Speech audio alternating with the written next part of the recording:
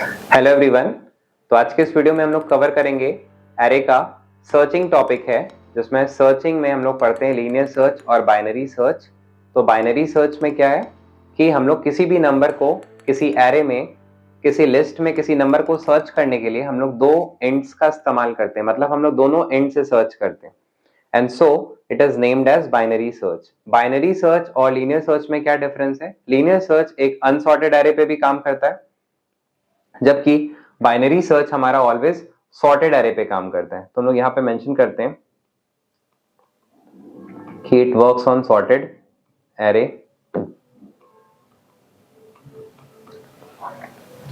आप लोग देख सकते हैं कि यहां पर हमने आपको एरे दिखाया है। इस लिस्ट ऑफ एरे में एलिमेंट्स है 2, 5, 8, 12, 16, 23, 38, 56, 72 और 91।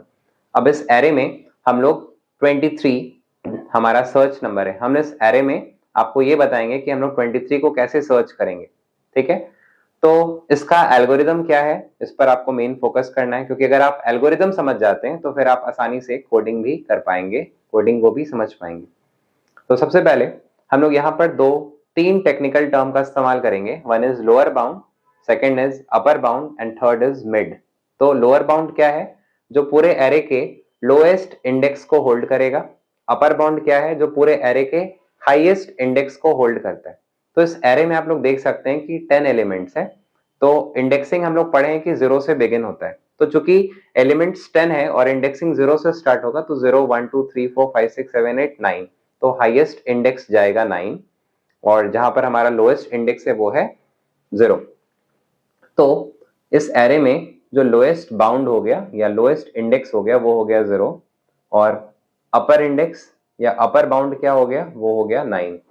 तो हम लोग क्या करेंगे, इस 0 और 9 का हम लोग यहाँ पर मिड निकालेंगे, मतलब एक तरह का एवरेज हो गया।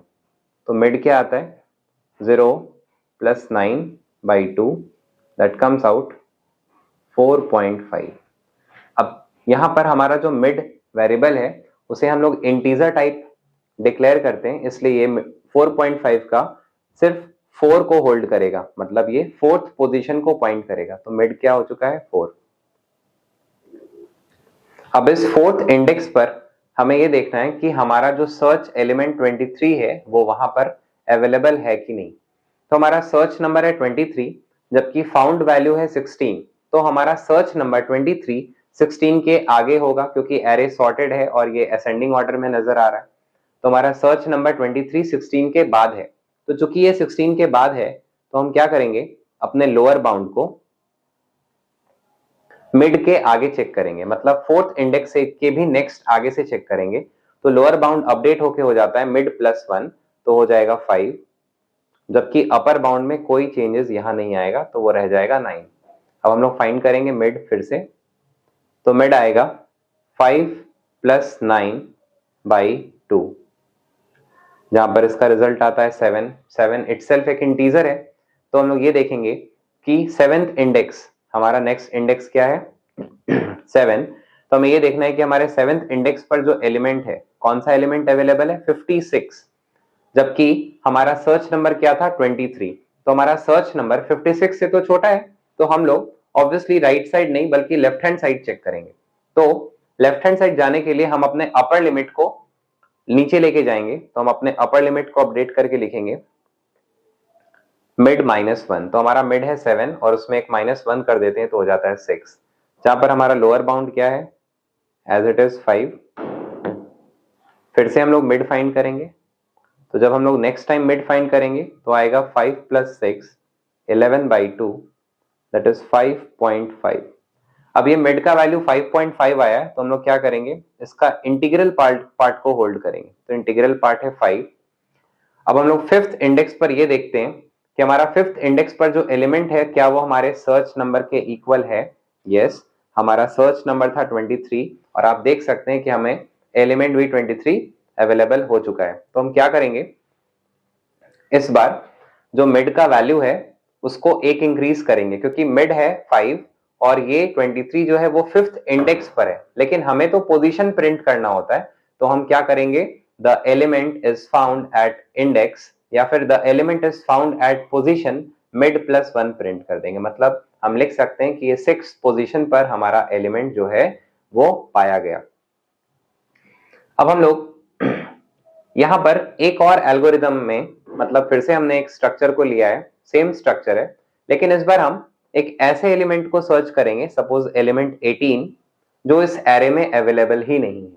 तो हम लोग देखते हैं कि अगर कोई एलिमेंट एरे में नहीं अवेलेबल हो तो वहां पर हम क्या लॉजिक लगाएंगे। तो फिर से हमारा lower bound as it is 0 और अपर बाउंड क्या रहेगा 9। जब हम लोग मिड को फाइंड करेंगे तो मिड आएगा lower bound plus upper bound upon 2, that comes out 4.5, लेकिन मिड क्या होल्ड करता है 4 इंटीग्रल वैल्यू। अब आपको ये देखना है कि हमारे इंटीग्रल मतलब फोर्थ पोजीशन पे, फोर्थ इंडेक्स पर जो एलिमेंट है दैट इज 16, लेकिन हमारा सर्च नंबर तो 18 था, तो जो 16 से आगे होना चाहिए। तो हम क्या करेंगे, एज यूजुअल उसी ओल्ड एल्गोरिदम को फॉलो करेंगे, जहां पर लोअर बाउंड क्या हो जाएगा मिड प्लस 1, तो लोअर बाउंड हमारा हो जाएगा 5 और upper bound 9 as it is. हम लोग फिर से मिड को फाइंड करेंगे, तो हमारा मिड हो जाएगा 5 प्लस 9 अपॉन 2, तो मिड का वैल्यू आता है 7। अब हमको ये देखना है कि हमारे 7th इंडेक्स पर, ठीक है, 7th इंडेक्स पर जो एलिमेंट है वो है 56, जबकि हमारा सर्च नंबर क्या है 18 लेस देन 56। तो हम क्या करेंगे, हमें आगे चेक तो बिल्कुल नहीं करना, पीछे ही चेक करेंगे। तो हम अपर बाउंड को अपडेट कर देते हैं मिड -1 दैट इज 6, और लोअर बाउंड में इस बार कोई चेंजेस नहीं, तो वो रहेगा 5। हम लोग क्या फाइंड करेंगे, मिड आएगा 5 प्लस 6 अपॉन 2, आता है 5.5, लेकिन हमारा मिड क्या होल्ड करेगा, हमारा मिड होल्ड करेगा 5। अब हमें ये देखना है कि हमारा जो सर्च नंबर है वो है 18, लेकिन 5th इंडेक्स पर कौन सा एलिमेंट है 23। तो अभी भी हमारा एलिमेंट जो सर्च नंबर है वो 23 से छोटा है, तो हम क्या करेंगे, अपने अपर बाउंड को लिख देंगे मिड -1, मतलब 5th इंडेक्स के भी पहले चेक करेंगे। तो हमारा अपर बाउंड हो जाएगा 4 और लोअर बाउंड हो जाएगा हमारा 5। अब आप एक यहां पर केस देख सकते हैं जहां पर हमारा लोअर बाउंड है 5 और अपर बाउंड ही है 4। हमने शुरुआत किया था लोअर बाउंड इधर से और अपर बाउंड दूसरे एंड से, तो जब अगर एक दूसरे को ये लोग क्रॉस कर गया तभी ऐसा हुआ ना कि लोअर बाउंड जो है वो अपर बाउंड से आगे चला गया है और अपर बाउंड जो है वो लोअर बाउंड के पीछे आ गया है। इसका मतलब है कि हमने दोनों एंड से एक दूसरे को क्रॉस कर चुका है, दोनों पॉइंटर को, और हमारा एलिमेंट बीच में नहीं आया।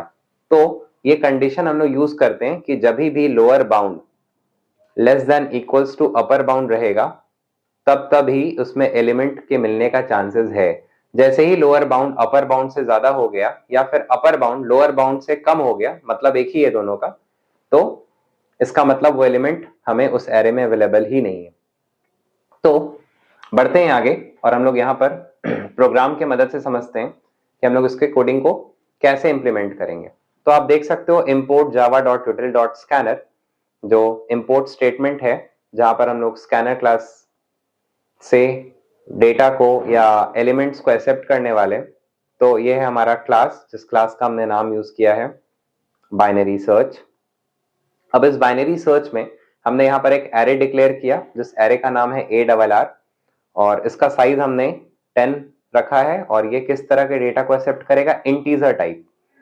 फ्लैग क्या है, फ्लैग एक काउंटर है जहां पर हमने फ्लैग के वैल्यू को -1 होल्ड कराया है। इनिशियल वैल्यू -1 इसलिए दिया क्योंकि इंडेक्सिंग 0 से बिगिन होता है, तो 0 के बाद का कोई नंबर या 0 भी नहीं देंगे, 0 के पहले का नंबर दे देते हैं -1। हमने स्कैनर क्लास का SC एक ऑब्जेक्ट बनाया है। यहां पर हम लोग 10 एलिमेंट्स को असेंडिंग ऑर्डर में, क्योंकि ये बबल शॉर्टिंग है, क्योंकि ये एक बाइनरी सर्च है और इसमें हम लोग सॉर्टेड एरे पे काम करते हैं, इसलिए हम लोग सारे एलिमेंट्स असेंडिंग ऑर्डर में लेंगे। तो आप देख सकते हो कि यहाँ पे एक लूप चले हैं हमने, जहां पर हमारा इंडेक्सिंग 0 से लेकर के 9 तक है, जिसमें हम लोग हर एक इंडेक्स पर एक एलिमेंट को एक्सेप्ट करेंगे। अब हमने आपको पहले ही बता रखा है कि लोअर बाउंड क्या होता है, स्टार्ट इंडेक्स। तो आप देख सकते हो कि लोअर बाउंड में हमने 0 को होल्ड कराया है, जबकि अपर बाउंड में हमने एरे के लेंथ को निकाल करके उसमें -1 कर दिया, क्योंकि वो लास्ट इंडेक्स को होल्ड करता है। ये ARR.length क्या है, हमारा लेंथ फंक्शन है जो हम लोग एरे में लगाते हैं किसी भी एरे के लेंथ को फाइंड करने के लिए।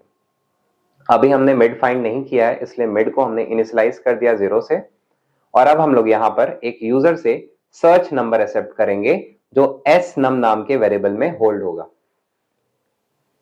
अब हम लोग यहां पर एक इटरेटिव स्टेटमेंट है या फिर कह सकते हैं लूपिंग स्टेटमेंट है, जहां पर हमारा प्रायर कंडीशन है कि lower bound is less than equals to upper bound, जो हमने आपको जस्ट समझाया कि लोअर बाउंड हमेशा अपर बाउंड से कम या उसके बराबर होना चाहिए, क्योंकि अगर ऐसा कंडीशन नहीं होगा दैट मीन्स कि वो एलिमेंट अवेलेबल ही नहीं है।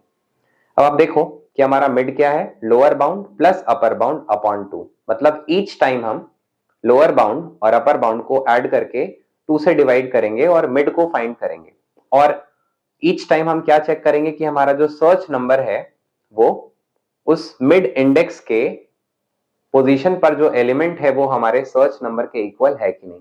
अगर हमें वो एलिमेंट इक्वल मिल जाता है, यहां पर हमने इक्वल्स टू का इस्तेमाल किया है, जो एक तरह का रिलेशनल ऑपरेटर है जो ये चेक करता है कि इक्वालिटी है कि नहीं। अगर इक्वालिटी हुआ, मतलब अगर हमारा सर्च नंबर और उस मिड पोजीशन के एलिमेंट मैच कर जाते हैं, तो उस केस में फ्लैग जिसको हमने -1 होल्ड कराया है उसका वैल्यू हम एक बढ़ा देंगे, प्लस प्लस, ये एक इंक्रीमेंट ऑपरेटर है। और जैसे ही हमें एलिमेंट मिल जाएगा हम system.out.println स्टेटमेंट से ये प्रिंट कर देंगे कि हमारा जो एलिमेंट है वो मिड पोजीशन से एक आगे है, मतलब मिड क्या होल्ड करता है, इंडेक्स, तो इंडेक्स में एक ऐड करेंगे तब तो पोजीशन आएगा ना।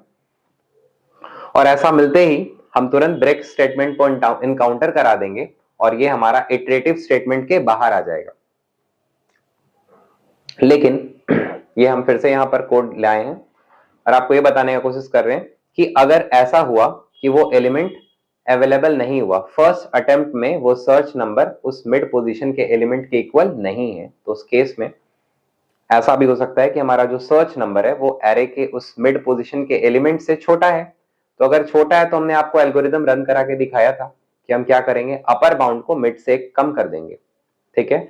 और अगर ये भी केस नहीं रहा तो फिर ये केस होगा कि हमारा सर्च नंबर एरे के मिड पोजीशन के एलिमेंट से बड़ा है, तो उस केस में हम अपने लोअर बाउंड को मिड से एक आगे ले आते हैं, और ये हमारा इटरेटिव स्टेटमेंट यहां से लेकर के यहां तक है, ये कंटिन्यू होता रहेगा जब तक वो एलिमेंट नहीं मिल जाता। और अगर एलिमेंट उसमें अवेलेबल ही नहीं होगा तो उस केस में आप देख पा रहे हो कि लोअर बाउंड इंक्रीज हो रहा है और अपर बाउंड धीरे धीरे डिक्रीज हो रहा है। तो एक टाइम आएगा जिस केस में, जिस टाइम पे लोअर बाउंड जो है वो ग्रेटर देन अपर बाउंड हो जाएगा, और उस सिचुएशन में हम क्या करेंगे, हमारा व्हाइल लूप कंडीशन ही फेल हो जाएगा, तो ऑब्वियसली ये इटरेटिव स्टेटमेंट के बाहर आ जाएगा। और फिर ये कंडीशन देख लेगा कि फ्लैग का वैल्यू तो -1 ही है, क्योंकि फ्लैग कब बढ़ेगा, जब वो एलिमेंट मिलता है और इनकाउंटर होता है तभी फ्लैग बढ़ता है, अदरवाइज तो नहीं बढ़ता है। तो फ्लैग चूंकि -1 ही रह गया, तो that's make it very clear कि हमारा एलिमेंट उसमें मौजूद नहीं है, सो वी विल प्रिंट कि एलिमेंट इज नॉट फाउंड। तो आई होप कि आपको ये वीडियो काफी हेल्पफुल लगा होगा, तो आप लोग प्लीज लाइक और कमेंट करते रहिए ताकि हम इसी तरह से आगे भी आप लोग को वीडियो और प्रोवाइड करते रहें। Thank you.